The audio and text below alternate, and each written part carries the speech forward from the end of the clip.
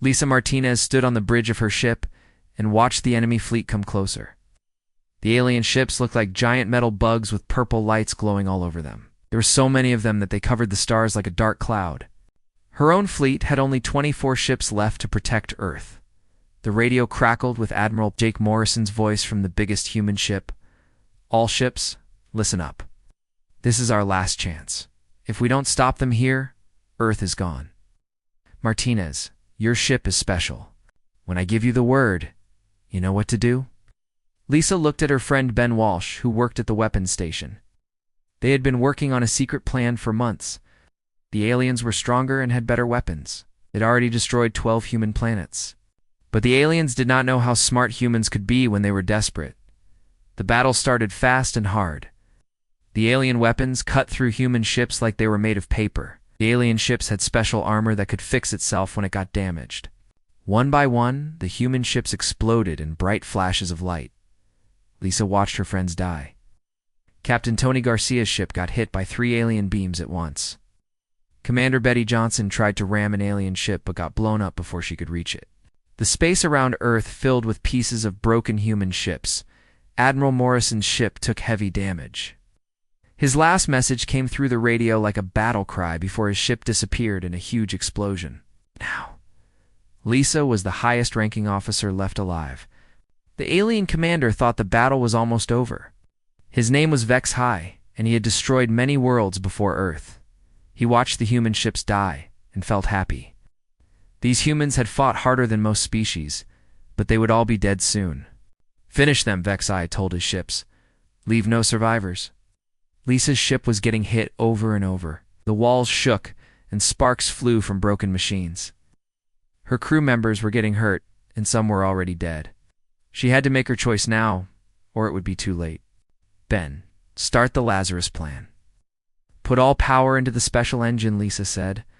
Ben's hands shook as he worked. "Lisa, the math says only 3 out of 10 ships survive this. Most likely we all die. It's better than letting all of humanity die." Lisa's fingers moved fast over her control panel. "Do it now." Her ship suddenly shot forward toward the biggest alien ship. The hull started glowing with dangerous energy that made the air smell like lightning. The aliens saw her coming and did not understand why one human ship was flying right at them. They thought she was trying to kill herself. All the alien ships turned their weapons on Lisa's ship. Purple beams of death hit her from every direction. She felt her ship falling apart around her. The lights went out. The air got hot and hard to breathe. Her crew members fell down at their stations. "Everyone to the escape pods now," Lisa shouted over the noise of breaking metal. "That's an order. What about you?" Ben asked as he helped wounded crew members toward the exits. "Someone has to fly the ship." "Go. That's final." Ben wanted to argue, but Lisa gave him a look that meant no discussion. He helped the last crew member into an escape pod and looked back at her one more time. Lisa was alone on the bridge now, blood running down her face from a cut on her head. The alien commander Vex High watched the human ship coming at him. "What is she doing? This makes no sense." His weapons officer said, "She is going to crash into us. Should we move?" "No, let her come. One small human ship cannot hurt us." But Vex High was wrong. Lisa had loaded her ship with something special. For months, human scientists had been working on a new type of bomb that used the same energy as stars. It was dangerous and experimental. Most of the time it did not work. But when it did work, it could destroy anything. Lisa programmed the ship's computer to fly itself for the last few seconds. She had one chance to escape, but she had to wait until the very last moment. If she left too early, the aliens might figure out what she was doing. The alien ship got bigger and bigger in her window. She could see the ugly creatures inside looking at her through their ship's windows. They had no idea what was about to happen. At the last possible second, Lisa pressed the button for her own escape pod. The small pod shot out of her ship just as it crashed into the alien command ship. The explosion was brighter than the sun. Both ships disappeared in a ball of fire that could be seen from Earth. Lisa's pod spun wildly through space. The explosion had damaged it badly. The radio was broken. The engine was dead. Air was leaking out through cracks in the walls. She felt her ribs break as the pod hit pieces of floating metal. Her head hit the wall hard and everything went dark. The alien fleet stopped moving. Their leader was dead. Their biggest ship was gone. They had won the battle, but it cost them more than they expected. The human ships were all destroyed. The dangerous human commander was obviously dead. Victory was theirs, but something was wrong. The aliens had never fought humans before. They did not understand how humans thought. When humans were losing, they did not give up. They got more dangerous. Vex High's second in command took control of the alien fleet. His name was Kreidel, and he was more careful than his dead leader. Search the debris. Make sure the human commander is really dead. The alien ships spread out and looked through the floating pieces of destroyed ships. They found human escape pods and took the survivors prisoner. They found the pieces of Lisa's ship mixed with pieces of their own command ship. Everything looked normal, but they missed something important in all the confusion and floating metal. One small escape pod drifted away toward the asteroid belt. It looked like space junk. Its emergency signal was not working. The aliens did not see it. Inside the pod, Lisa Martinez was unconscious and bleeding. Her plan had worked so far, but she was badly hurt. 3 ribs were broken. Her head was injured. She was bleeding inside her body. The pod's air would only last a few more hours, but she was alive. She had something the aliens did not know about. During her ship's final approach, she had downloaded all the alien technical information into her personal computer. She knew how their ships worked now. She knew their secrets. The pod drifted further away from the battle site. Soon, it was just another piece of junk floating in the darkness between the planets. The aliens finished searching and prepared to attack Earth. They thought the greatest human military mind was dead. They were wrong. Lisa Martinez was not dead. She was just getting started. Behind them, Earth's defenses came online. Giant weapons platforms rose from the planet's surface. The humans were not giving up. They would fight until the end. But the real surprise was floating unconscious in a damaged escape pod, carrying the secrets that would change everything. The aliens thought they had one.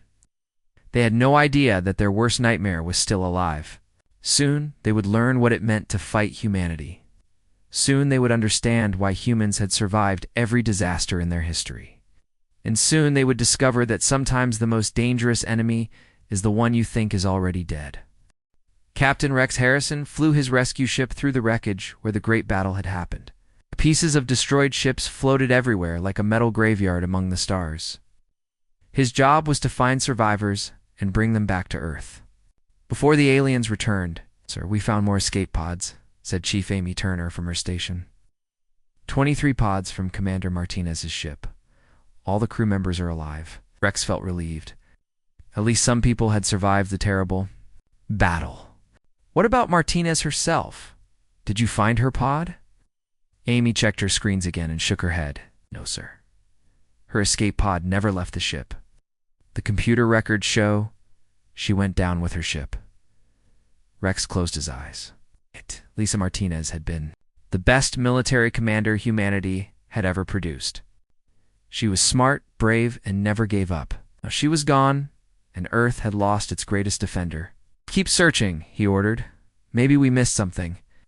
But after 6 more hours of looking, they found nothing. Commander Lisa Martinez was officially listed as killed in action. Her body was lost somewhere in the explosion that had destroyed both her ship and the alien command vessel. Back on Earth, the news spread quickly. Every television channel and radio station talked about the brave commander who had died saving humanity. People cried in the streets. Soldiers saluted her picture. Children learned her name in school. President Helen Carter spoke to the world. From a bunker deep underground, aliens might attack again at any time, so all the important leaders had to hide. Commander Martinez died the way she lived, the president said. She put humanity first, even when it meant giving up her own life. We will remember her sacrifice and continue fighting no matter what happens. The alien fleet was still out there, somewhere beyond Mars. They had lost their command ship and their leader, but they still had hundreds of ships left. Intelligence reports said they would reorganize and attack Earth within 2 or 3 days. People on Earth prepared for the end. Some prayed in churches, others hugged their families. Many just looked up at the sky and wondered if they would see another sunrise. but far away in the asteroid belt. 8. Something was happening that nobody knew about. A small, badly damaged escape pod drifted silently between the space rocks. It had been floating there for almost 18 hours, and its air was almost gone. Inside the pod, Lisa Martinez was still unconscious. Blood had dried on her face. Her breathing was shallow and weak. Broken ribs made every breath painful, even while she slept. The pod was cold and dark, with only emergency power left. The pod tumbled slowly as it moved through space. It looked like just another piece of space junk. Its emergency beacon was broken, so no rescue ships could find it. Lisa was completely alone in the vast emptiness between worlds. Then something happened that changed everything. A mining ship was working nearby, collecting ice from a comet to sell to space stations. The ship belonged to Jake Collins, a smuggler who made his living in the outer parts of the solar system where nobody asked questions. Collins was a big man with gray hair and scars on his hands from years of dangerous work. He used to be a soldier, but got tired of taking orders from people who had never been in a real fight. Now, he worked alone, mining ice and metals from asteroids. His ship's scanner picked up the escape pod by accident. He was looking for chunks of valuable metal when he saw something that did not belong among the rocks. "What's that?" he said to himself, steering his ship closer. "Looks like an escape pod. Probably empty, but might have some useful parts." He got the pod inside his ship's cargo bay. He heard something that surprised him. There was still air inside the pod, and someone was breathing. Collins quickly cut open the pod's hatch and found an unconscious woman in a torn military uniform. Recognized her face immediately. Everyone in the solar system knew what Commander Lisa Martinez looked like, but she was supposed to be dead, killed in the great battle near Earth. Collins carried her to his ship's medical bay, which was just a small room with some basic equipment. He was not a doctor, but he had treated plenty of injuries during his years in space. He could see that she had broken ribs, a head injury, and was bleeding inside her body. "Come on, Commander," he said as he worked on her injuries. "You're too tough to die in my cargo bay." It took him 6 hours to stop the bleeding and fix her broken bones. He gave her medicine for the pain and waited to see if she would wake up. Collins had saved her life, but she was still in bad shape, while Lisa slept. Collins looked at the personal computer she had been carrying. Most of it was damaged, but some files were still readable. What he saw made his eyes go wide with surprise. The computer contained complete technical information about alien ships. There were blueprints, operating manuals, and weapon specifications. Lisa had somehow stolen the most secret information of humanity's enemies. Collins was not a military man anymore, but he understood what this information meant. With these files, human scientists could learn how alien technology worked. They could build better ships and weapons. They might even find a way to defeat the alien fleet. 2 days later, Lisa finally woke up. Her head hurt terribly, and her ribs felt like they were on fire, but she was alive. She found herself in a small room that smelled like machine oil and recycled air. "You're awake," said a voice she did not recognize. Collins walked into the room carrying a cup of hot coffee. "I was starting to wonder if you'd ever come back." "To us." Lisa tried to sit up, but the pain in her ribs made her gasp. "Who are you? Where am I?" "Name's Jake Collins. You're on my mining ship, about 3 million miles from where your escape pod was drifting. Everyone thinks you're dead by the way." Lisa's memory came back slowly. The battle, the explosion, her escape at the last second. She remembered downloading the alien technical files just before her ship crashed. "My computer," she said urgently. "Did you find my computer?" Collins smiled and held up the damaged device. "I hear. And I have to say, Commander, what you've got on this thing could change everything." Lisa took the computer and checked the files. Most of the alien technical data was still there. Ship designs, weapon systems, communication protocols, even the basics of how their biomechanical technology worked.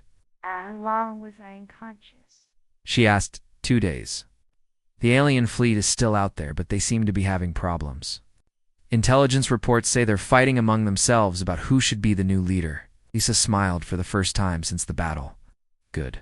Confusion is exactly what I was hoping for. Collins looked puzzled. What do you mean? The explosion that destroyed their command ship did more than just kill their leader. It also disrupted their communication network. These aliens are like a hive mind. They depend on constant communication to coordinate their actions. Without their central command, they don't know what to do. She pulled up files on her computer that showed how the alien communication system worked. But this is just the beginning. With this information, I can do something they'll never expect. Like, what? Lisa's eyes had a dangerous look that made Collins step back. I'm going to turn their own ships against them. They think I'm dead, which means they won't be watching for me. That gives me the element of surprise. Collins laughed, but not because he thought it was funny. He laughed because he was starting to understand how Lisa Martinez had become humanity's greatest military commander. You're serious, aren't you? You really think you can defeat an entire alien fleet?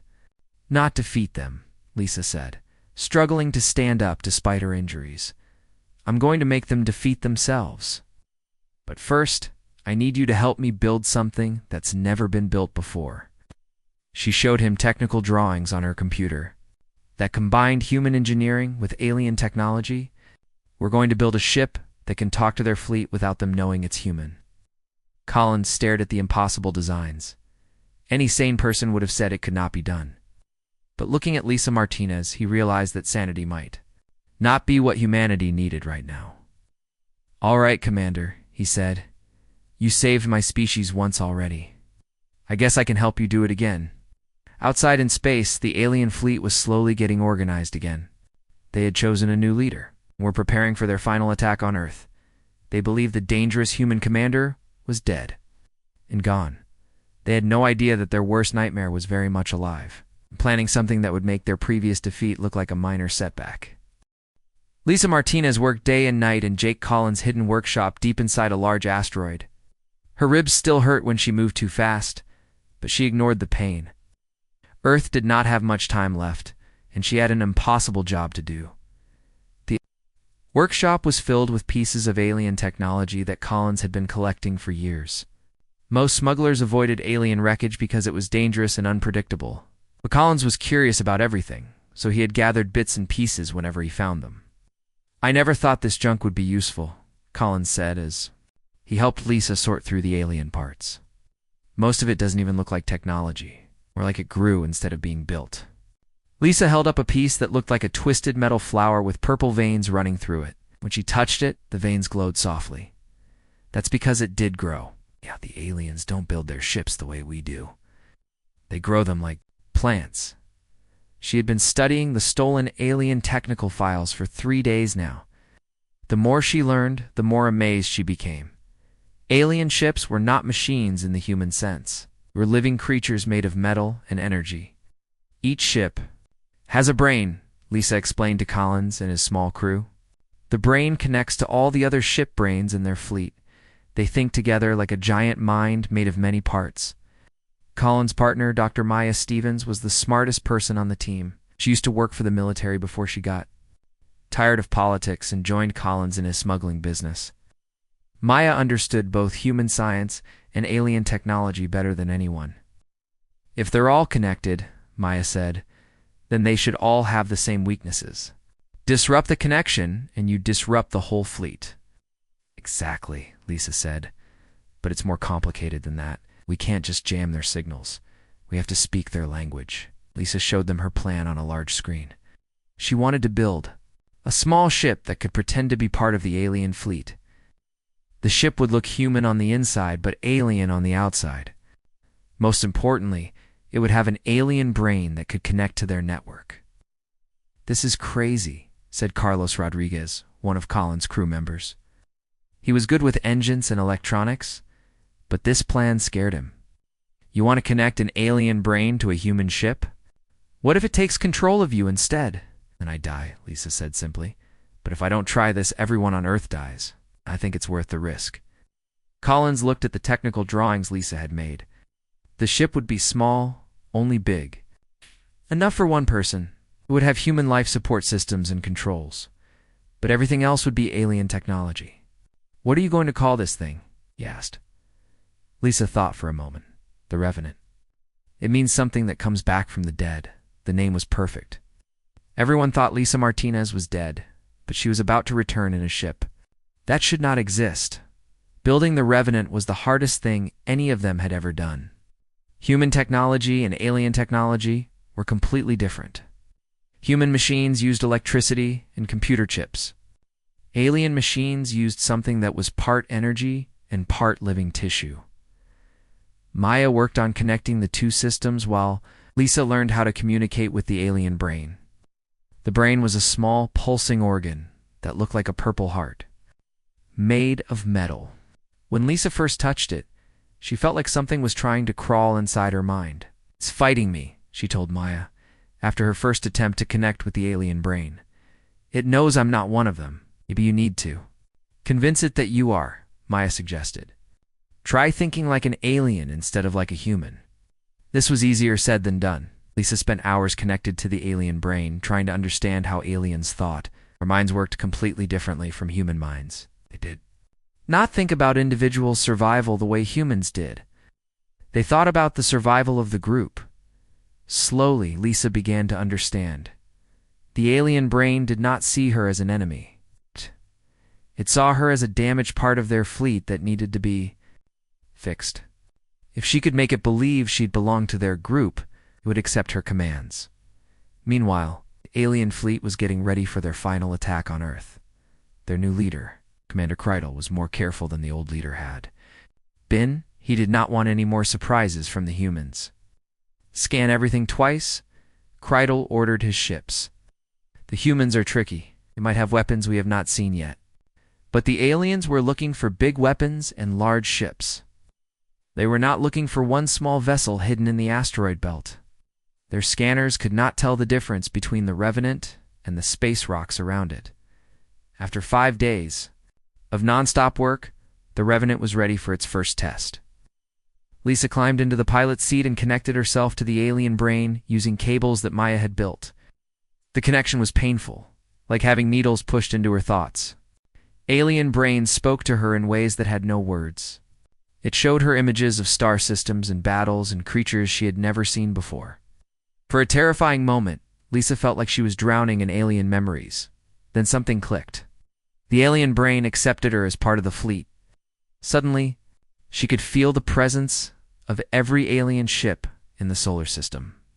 She knew where they were, what they were thinking, and what orders they were receiving.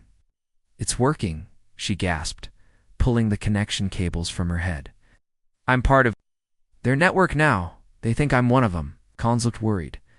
"Are you still you? You look different." Lisa checked herself in a mirror.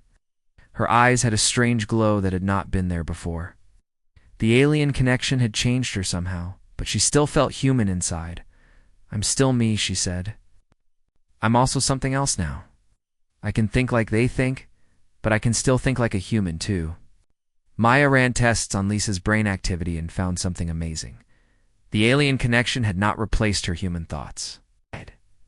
It had added alien thoughts on top of them. Lisa could now think in 2 completely different ways at the same time. "This gives you a huge advantage," Maya explained.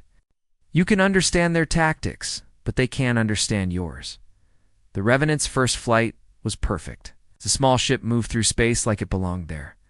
Its alien biomechanical systems made it invisible to human sensors, and its human stealth technology made it invisible to alien sensors.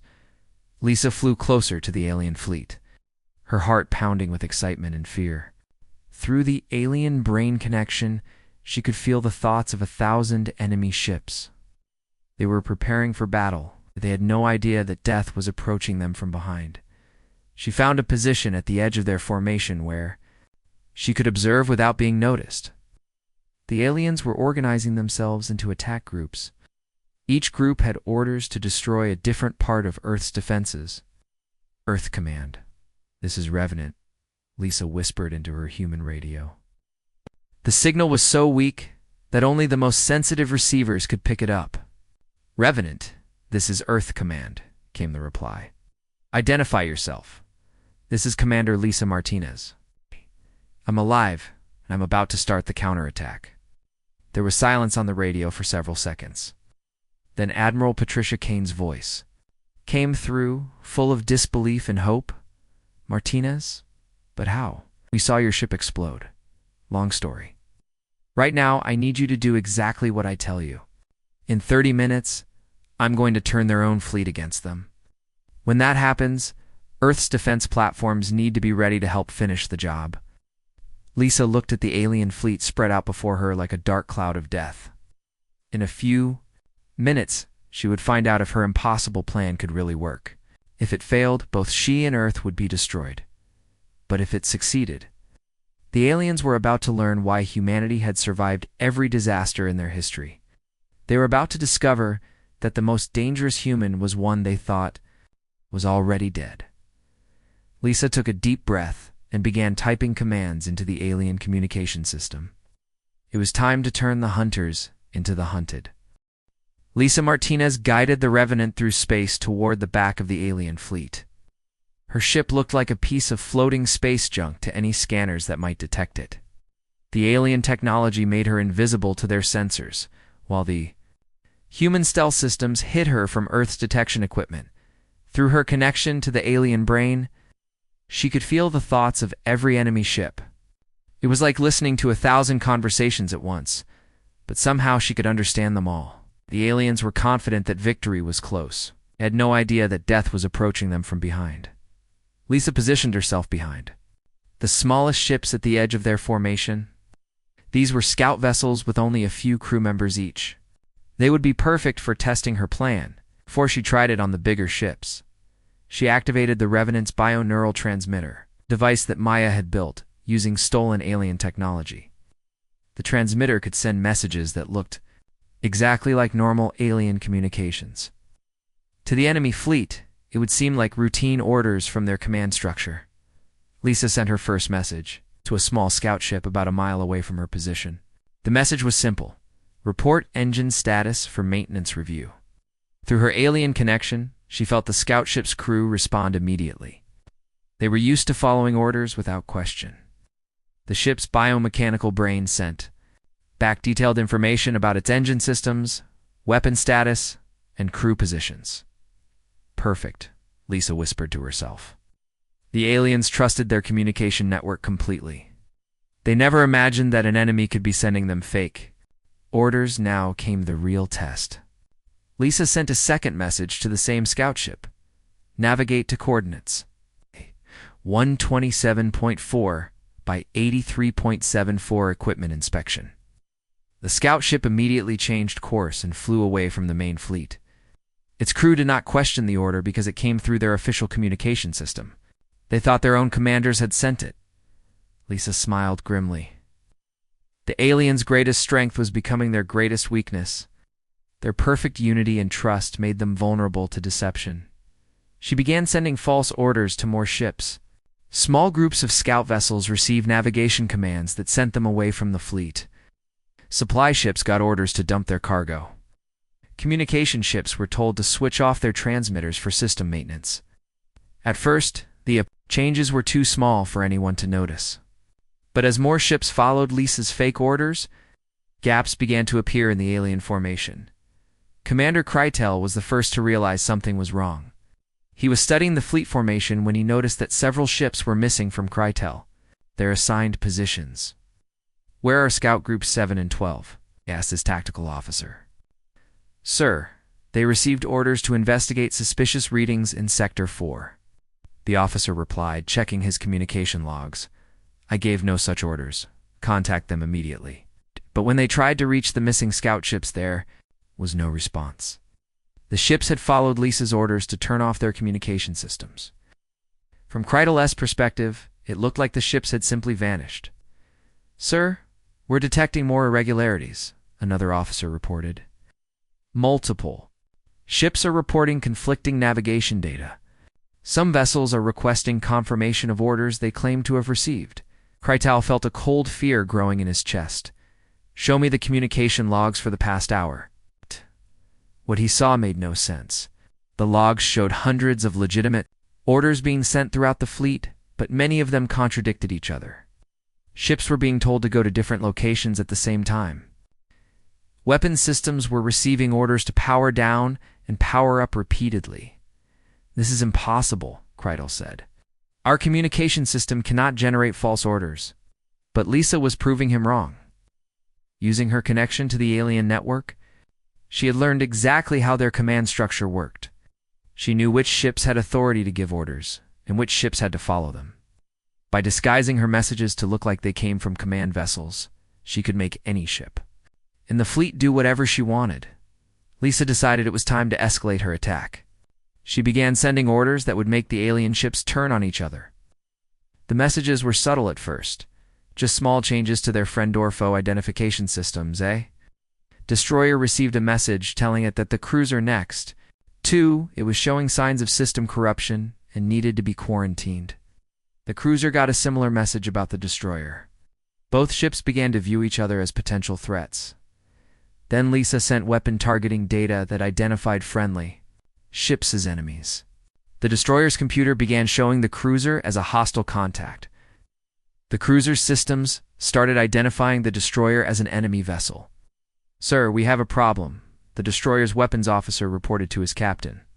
"Our systems are showing friendly ship designation 442 as hostile." "That's impossible. Ship 442 is the cruiser Vexamor. We've been flying next to them for 3 days." But the ship's biomechanical brain was convinced that the cruiser was an enemy. All of its instincts told it to protect the fleet by destroying the threat. The same thing was happening on the cruiser. Its crew watched in confusion as their instruments identified their longtime companion as an enemy ship that needed to be destroyed. Lisa sent one final message to both ships. "Enemy infiltrator detected in your sector. Eliminate threat immediately."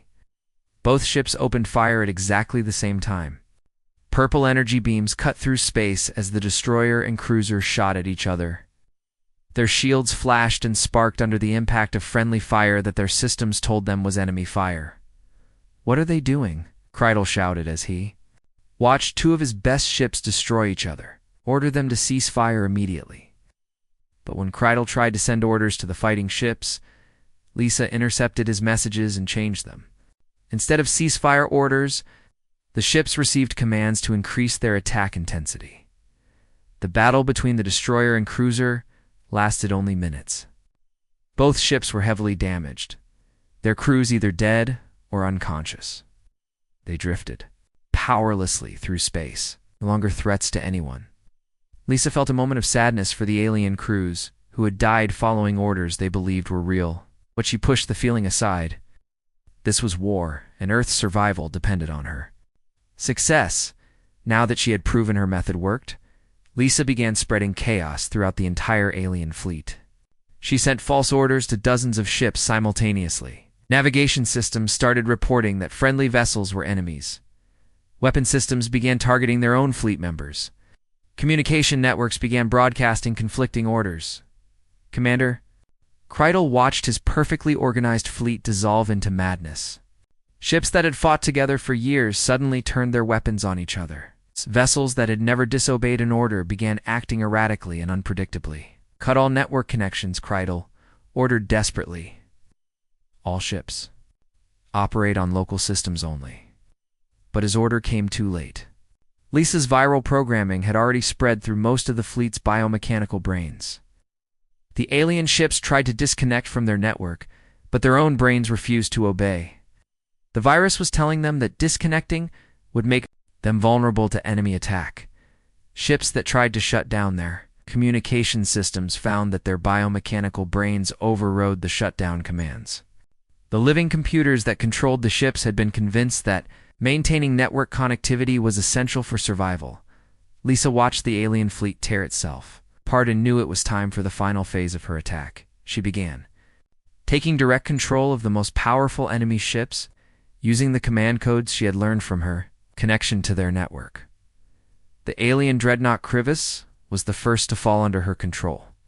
Its massive weapons suddenly turned toward the alien command ships and opened fire. The crew tried to regain control of their weapons, but the ship's biomechanical brain believed it was following legitimate orders from Fleet Command.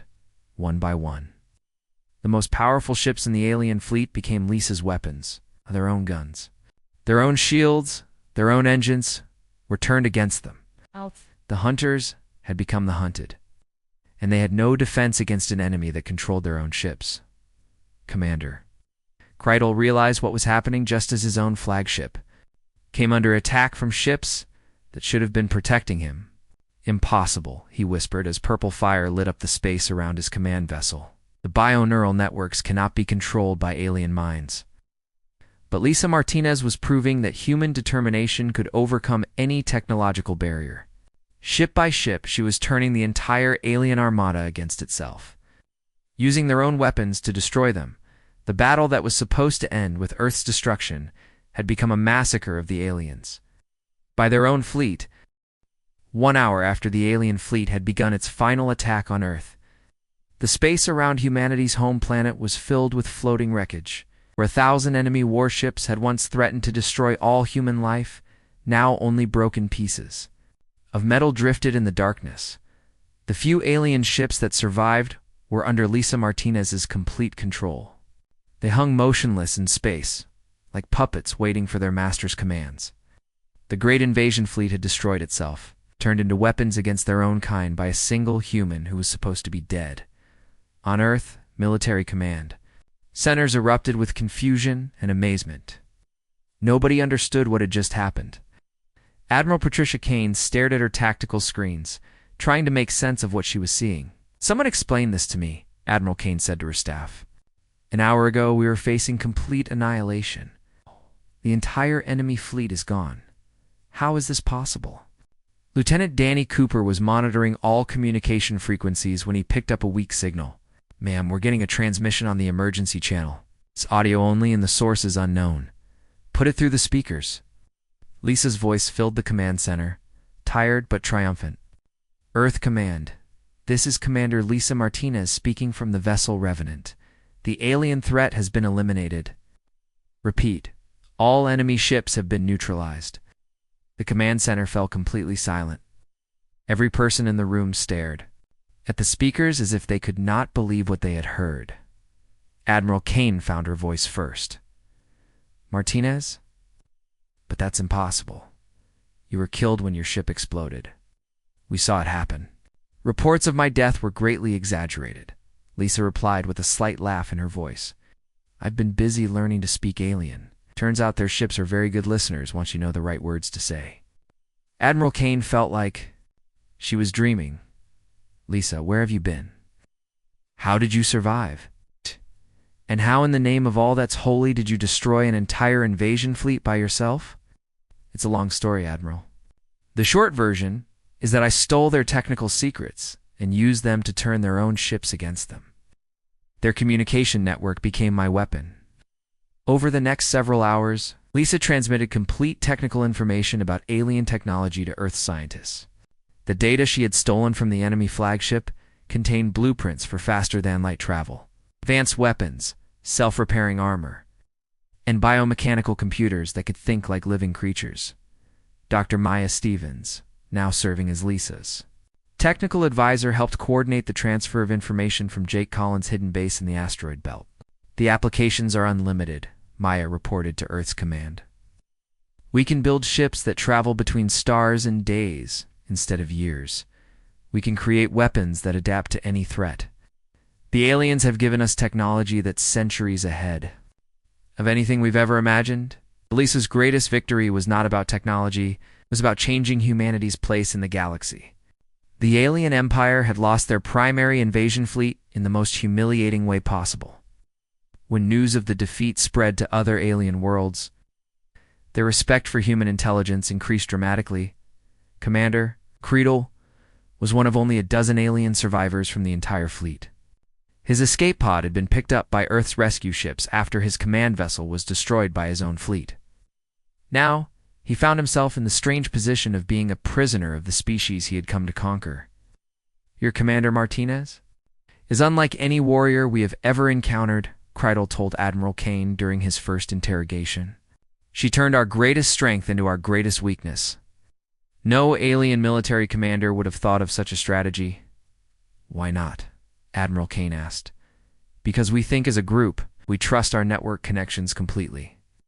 The idea That someone could use our own communication system to deceive us never occurred to us.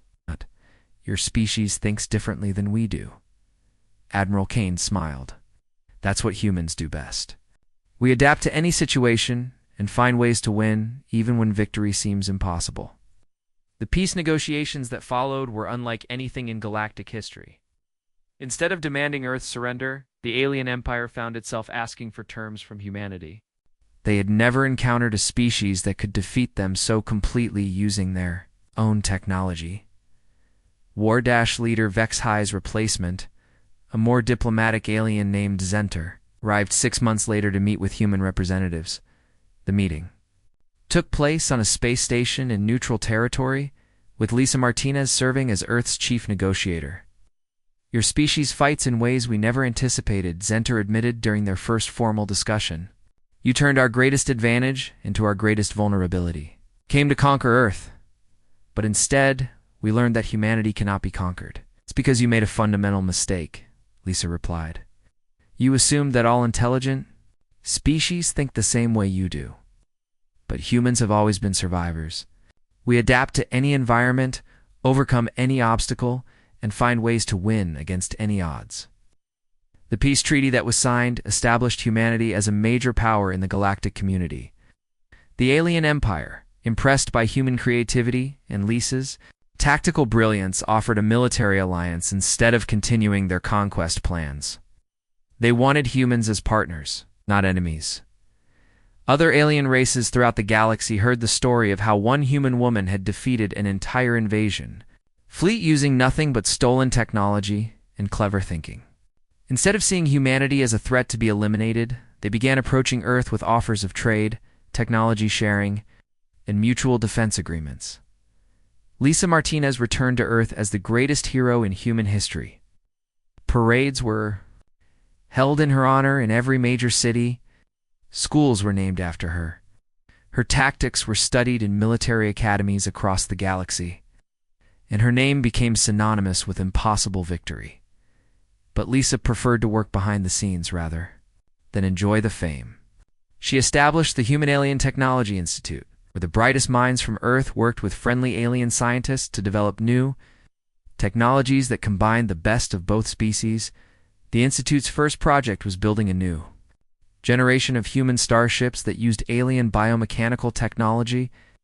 These ships could repair themselves, adapt to any threat, and travel faster than anything humanity had ever built before. Jake Collins and his crew were given official positions as technology advisors, their smuggling days replaced by legitimate work, helping humanity expand into the galaxy. Maya Stevens became the director of alien technology research, leading teams of scientists who studied the captured enemy vessels. Years later, when young cadets at the Space Force Academy asked Lisa about her greatest achievement, she would always give the same answer. I didn't defeat the aliens, she would say with a smile. I taught them to defeat themselves. Sometimes the best way to win a war is to help your enemy understand why they were fighting the wrong battle. The story of Lisa Martinez's victory became legend throughout the galaxy. It proved that humanity's greatest weapon was not superior technology or overwhelming numbers. It was the human refusal to accept defeat, even when death seemed certain. Had thought she was defeated when her ship exploded in that first terrible battle. But 1 hour later, she had claimed not just victory, but the future of human civilization among the stars. The aliens had come to Earth expecting to conquer a primitive species. Instead, they discovered that underestimating humanity was the most dangerous mistake any species could make. And they learned that the most dangerous human of all was one who had nothing left to lose. Lisa Martinez had saved her species by proving that human ingenuity, determination, and adaptability could overcome any challenge. Her victory opened the galaxy to humanity and established Earth as a power that other species respected and feared. The woman who had been presumed dead had become the architect of humanity's greatest triumph.